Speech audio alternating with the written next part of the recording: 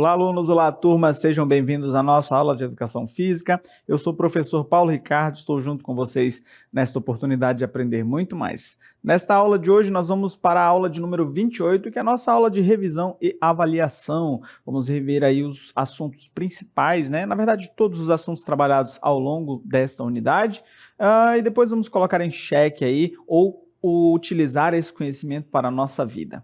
Bom, sem mais delongas, vamos de aula? Vamos lá.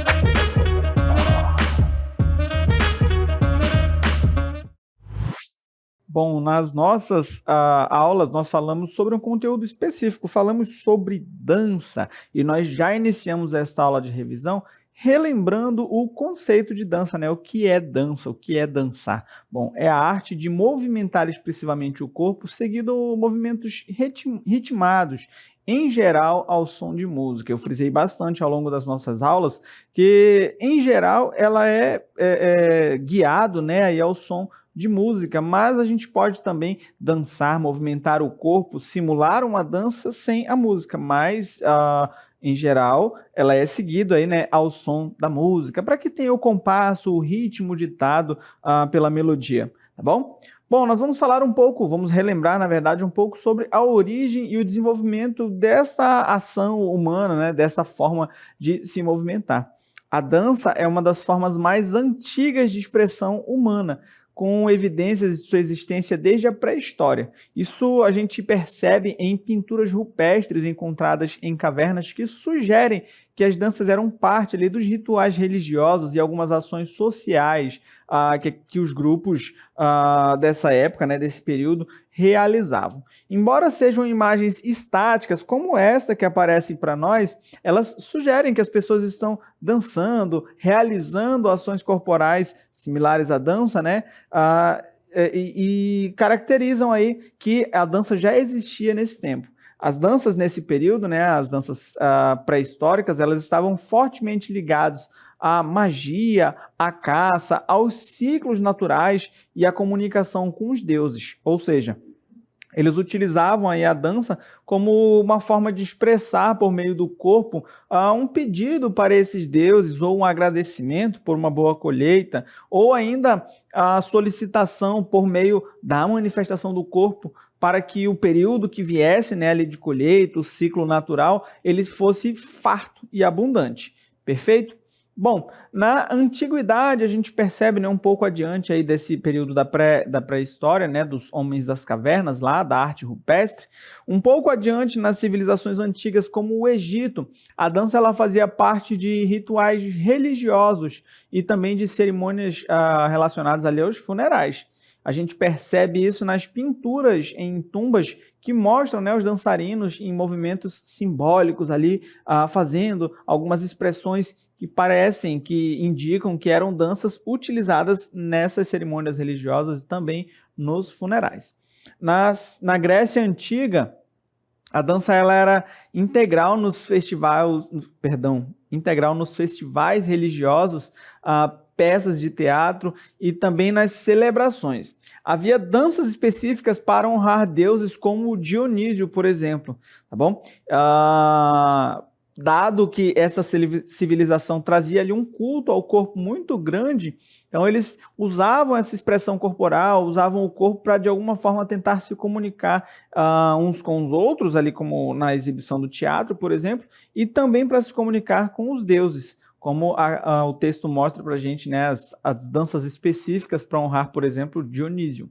Bom, na Roma Antiga eles foram influenciados ali pelos gregos, e os romanos usavam a dança em espetáculos públicos, teatros e festas privadas, tá bom? Então, a gente já percebe uma variação, uma diferenciação de como ela era utilizada nessas civilizações, já ganhando algo mais parecido com o modelo que nós conhecemos hoje. Algumas características da dança nesse período, olha só, as danças elas eram frequentemente acompanhadas por músicas, canto, servindo tanto para propósitos religiosos como entretenimento, tá bom?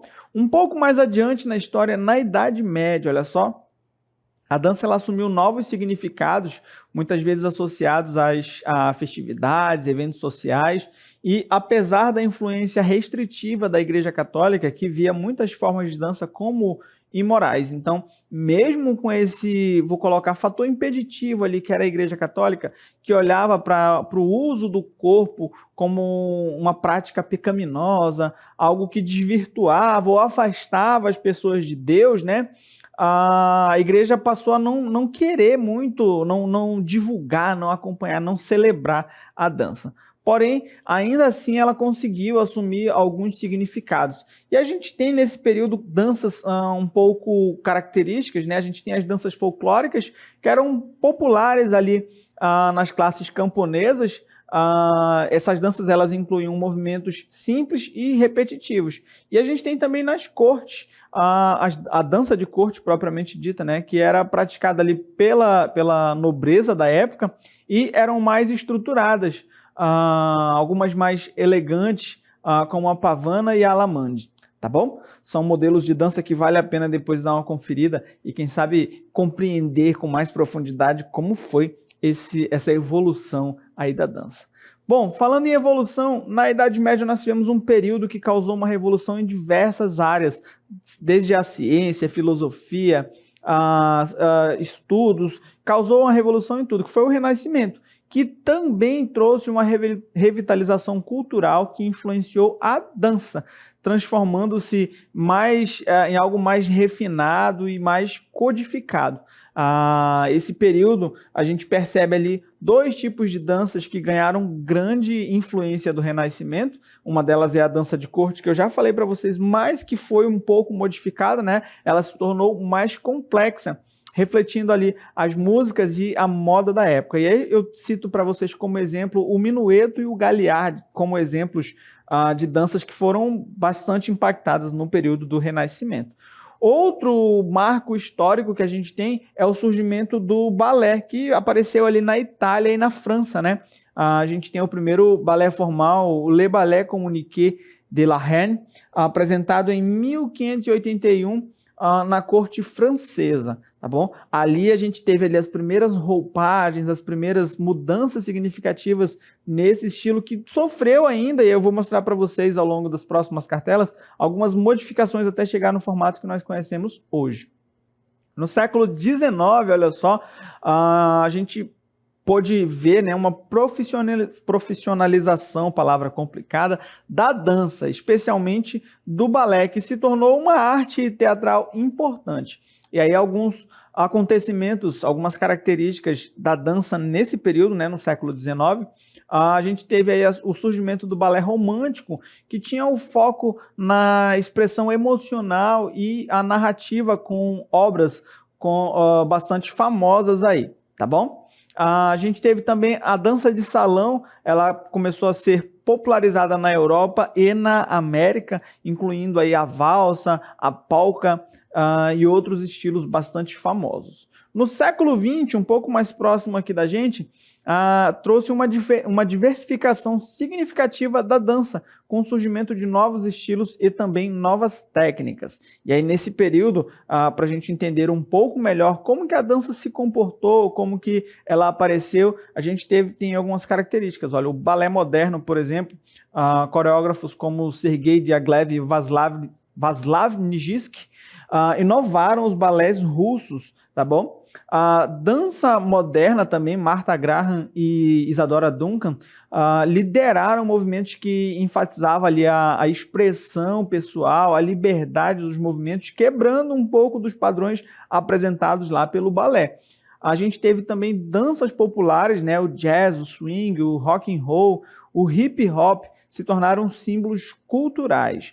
E essa mudança não parou por aqui. Se a gente parar para analisar, lá do princípio a gente tinha expressões simples, expressões corporais, aquelas expressadas para a gente nas paredes das cavernas, e aqui a gente tem uma estruturação bastante complexa e uma variedade de ritmos gigante. No século XXI, olha só, já o século que nós estamos vivendo, né? A dança ela continua a evoluir com a influência da globalização e da tecnologia. A gente percebe essa evolução principalmente ali nos usos das mídias sociais, das redes sociais, né? Dos aplicativos que as pessoas fazem aquelas danças rápidas, né? Enfim, para a gente entender um pouco dessas características, olha só, a dança contemporânea, ela mistura técnicas de balé, dança moderna e outros estilos, focando na expressão individual e também nas emoções.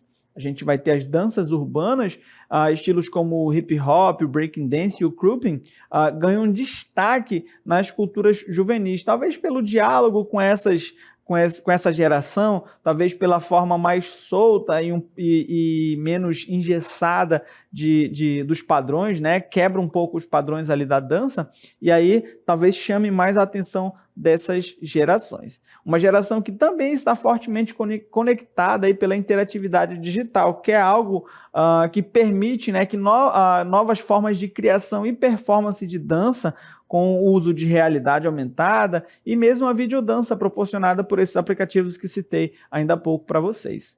Bom, a dança, resumindo, né, é uma forma de expressão artística que abrange uma ampla gama de estilos e tipos. Cada estilo possui características distintas, influências culturais e históricas únicas, e a gente percebe isso na gama de estilos que nós temos aí de dança, esses que aparecem para vocês agora. Percebam que nós temos uma variedade de estilos possíveis, né? A dança ali ao centro, tendo em vista que todos são dança. Nós temos as danças africanas, aí a gente tem o Afrobeat, o Jam Dance, a Kizomba também, né? Que aparece tanto nas danças africanas quanto ali na dança de salão. Nós vamos ter as danças latinas, e eu cito para vocês aqui, está muito resumido, tá bom? A gente tem muito mais estilos do que esse. A salsa, a rumba, o cha-cha-cha e o merengue. Nós vamos ter as danças de entretenimento, onde nós temos o jazz, o tap dance, que é o sapateado, e o Broadway dance. Nós temos as danças urbanas, temos aí o hip hop, o breaking dance e o grouping. Temos as danças modernas, cito o próprio nome, né? A dança moderna, a dança contemporânea também. Danças folclóricas e tradicionais. Aqui eu coloquei o flamenco, o fandango e o samba de roda, mas se a gente for olhar para as danças folclóricas, por exemplo, da nossa região, a gente vai ter as cirandas, vai ter outros estilos que a gente pode encaixar aqui nessas danças folclóricas. Vamos ter também as danças de salão, né? Danças de salão, aí eu cito para vocês a valsa, o tango, o foxtrot, o quick-step, o samba de gafieira. Vamos ter as danças clássicas, como o balé, e aí a gente vai ter as subdivisões do balé, né? O balé clássico, o balé romântico, o balé neoclássico, e, por fim, as danças de performance e espetáculo. São aqueles estilos de dança apresentados ali pelo Cirque du Soleil, e também a dança aérea, tá bom? Bom, eu relacionei aqui para que a gente tenha um visual da grande gama, da grande vastidão de possibilidades nesse universo da dança, mas relembrem que nós tratamos em nossa aula sobre alguns estilos de modo específico, e a gente já começa a relembrar aqui sobre a salsa, que é um estilo de dança latina e também uma dança de salão que teve origem no Caribe, especialmente em Cuba e Porto Rico, antes dela se popularizar em Nova York e também em outras partes do mundo. É um ritmo que está aberto aí para todas as faixas etárias, como a imagem mostra para a gente, olha só, idosos, jovens, crianças podem praticar esse estilo de dança. Isso porque essa dança, ela mistura vários ritmos e movimentos, como o texto continua mostrando para a gente, né?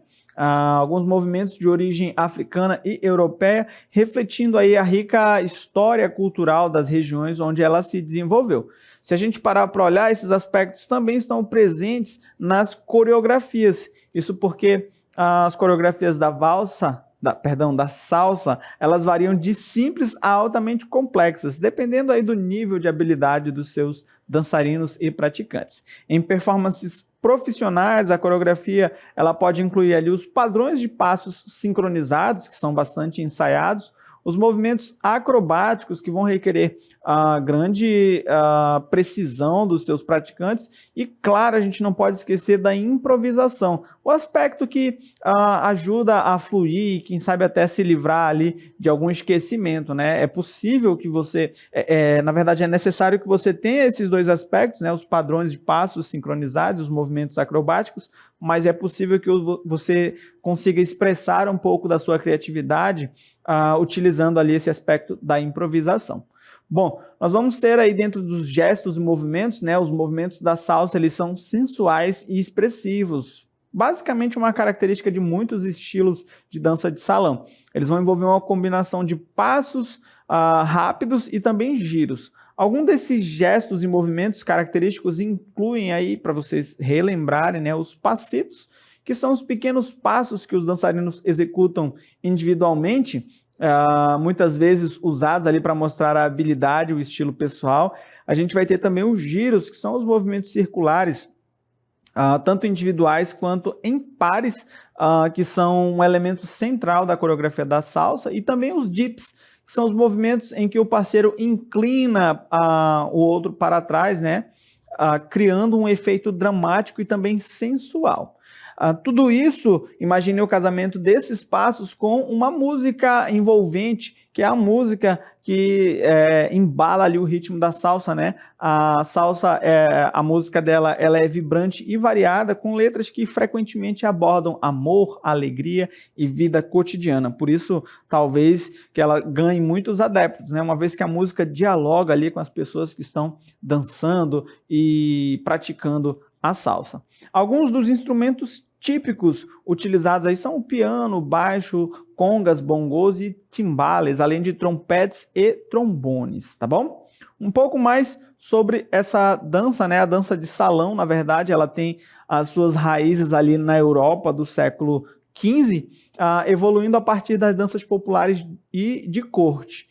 Com o passar do tempo, né, essas danças elas se transformaram e se espalharam pelo mundo, incorporando influências culturais de diversas regiões, ou seja, onde elas iam chegando, elas chegavam com um padrão de movimento, mas agregavam os elementos daquela região e já surgia ali um estilo novo. A dança de salão aqui no Brasil, se a gente parar para observar, ela ganhou um destaque no século XIX, principalmente em cidades como Rio de Janeiro e Salvador, onde eram praticadas ali nas elites sociais e nas festas populares. Nesse cenário, foi um cenário propício e maravilhoso para o surgimento do samba de gafieira, que é o estilo que nós vamos relembrar agora, que nós vimos na nossa aula. Bom, o samba de gafieira ele surgiu no Rio de Janeiro na década de 1940, já anota aí para você não esquecer essa informação. Ele surgiu nos salões de dança, né, conhecido como gafieiras. Esses locais eles eram frequentados por pessoas de diversas classes sociais que iam dançar ao som de samba, do maxixe ou do choro. E aí, inicialmente, né, esse termo gafieira, ele era tido como um termo pejorativo. Imagina assim, eu não vou não, porque é lá na gafieira. A gafieira era um nome usado para designar ali os salões populares, né? Porém, depois passou a identificar aquele estilo de dança dançado, praticado naquele local. E a gente teve o casamento das duas palavras que passou a designar aí o samba de gafieira. Algumas características desse estilo, olha só, é um estilo de dança de salão que combina a base do samba e elementos de outras danças, como o tango e o maxixe. Tá bom? Ele tem aí uma mistura que a gente percebe, né? Ele é caracterizado, na verdade, pela elegância e pela postura firme dos dançarinos, com movimentos precisos e fluidos, tá bom? A condução ela é um elemento essencial e a dança ela envolve muitos giros, quedas e também passos elaborados. E falando em passos elaborados, relembrem outro estilo que nós tivemos a oportunidade de conhecer, que é a valsa, que é um dos estilos de dança de salão mais antigos e também elegantes, que teve origem na Europa no final do século XVIII. Ela é conhecida pelos movimentos suaves e graciosos. A valsa ela é uma dança que também tem evoluído ao longo dos séculos, assim como todas as danças, né? Influenciando e sendo também influenciada por diversos outros estilos de dança. Bom, para a gente falar um pouquinho mais dessa origem, ela teve origem na Áustria e também no sul da Alemanha, derivando de uma dança folclórica chamada Landler. Se tornou popular nas cortes europeias, especialmente em Viena, onde foi adotada ali pela aristocracia, nome que dá também origem a um dos estilos da valsa. A popularidade da valsa aumentou significativamente no século XIX, quando compositores como Johann Strauss II criaram músicas icônicas que são sinônimos do estilo. E aí, para a gente ter um visual melhor, olha, um estilo que também está aberto para diversas faixas etárias, um estilo que hoje a gente consegue perceber ele principalmente em festas de debutantes, em casamentos, mas também em muitas celebrações, tá bom? Embora a gente conheça somente um estilo de valsa, né, que é esse apresentado nesses eventos que falei para vocês, a gente vai ter aí 3 estilos, cada um com suas características distintas. O primeiro deles é a valsa vienense. Esse é o estilo mais antigo e tradicional. Ele é caracterizado por um ritmo rápido e giros contínuos. A música, geralmente, ela tem um compasso 3/4 e a dança é executada em uma velocidade acelerada. Se a gente perceber, vai mudar um pouquinho quando a gente for falar da valsa inglesa, por exemplo, que também é conhecida como uma valsa lenta. Esse estilo ele se desenvolveu no início do século XX na Inglaterra e ele tem um ritmo mais lento e é conhecido por seus movimentos mais suaves e pausados, tá bom? Na contemporaneidade, né, a valsa também ganhou uma roupagem diferente e ela envolve a incorporação de elementos mais modernos, né, e de outros estilos de dança, resultando em uma forma mais livre e mais expressiva. Bom, nós vamos continuar essa viagem por esse universo maravilhoso da dança, relembrando um outro estilo que nós conhecemos nas nossas aulas, mas para isso a gente vai para um outro ambiente. Vamos lá? Bom, nós vamos relembrar agora, vamos falar sobre a kizomba, né? A kizomba é um estilo de dança e música que se originou em Angola na década de 1980. Para a gente falar um pouco da kizomba, a gente precisa relembrar um pouco das características desse estilo, né? Ela é caracterizada por movimentos sensuais e ritmo suave, tá bom? A kizomba, ela se tornou um fenômeno global e influenciando e também sendo influenciada por diversas culturas e estilos de dança.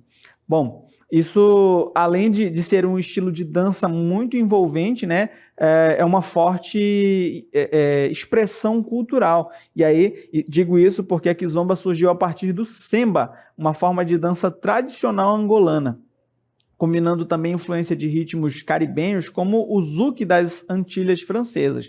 Por isso é muito comum confundirem o estilo do zouk com a kizomba, mas se a gente for olhar de modo aprofundado, tem alguns elementos que vão diferenciar os dois estilos. Durante a década de 1980, músicos angolanos, né, eles começaram a adaptar o estilo do zouk, resultando no surgimento da kizomba, o estilo como nós conhecemos nos dias de hoje. Vamos entender o que significa esse termo kizomba, mas para isso nós vamos voltar lá para a nossa sala de aula. Vamos lá? Bom, vamos agora analisar a etimologia da palavra, né, o significado da palavra. Bom, kizomba é um termo que significa festa em Kimbundu, a língua bantu falada em Angola, uma das línguas faladas lá em Angola, tá bom? Então, quando talvez a pessoa quisesse se referir a uma festa, né, a um momento de festividade, de festejo, ele falava lá da kizomba. Aspecto que a gente percebe quando as pessoas estão ali dançando, né, estão festejando, está acontecendo uma kizomba. Talvez esse seja o elemento que caracterizou aí, deu nome, batizou o estilo de dança. Estilo esse que tem alguns subestilos que surgiram ali a partir dele, né? O primeiro deles é a tarraxinha, que é um estilo mais lento e sensual, focado ali em movimentos de quadril e na conexão íntima entre os parceiros. A gente percebe uma diferença da tarraxinha quando a gente fala, por exemplo, do Urban Kiss, que foi desenvolvido na Europa, especialmente na França, e esse estilo ele incorpora elementos de danças urbanas e é conhecido por suas linhas mais retas e movimentos mais estilizados. A gente percebe também diferença quando a gente fala no Ghetto Zouk, que é uma variação mais moderna e urbana da kizomba, né, que mistura elementos do R&B e do hip hop. Então a gente percebe um casamento aí maravilhoso da dança de salão africana com elementos mais característicos e mais modernos, né, aqui da região aqui da América do Sul, América Central e América do Norte. Bom, turmas, nós conversamos sobre esses elementos todos, sobre a dança, falamos sobre esses diversos estilos. Eu espero que vocês tenham gostado, tenham aprendido bastante. Levem esse conhecimento para a vida, façam uso, pratiquem dança. Eu deixo a todos um forte abraço e até a próxima.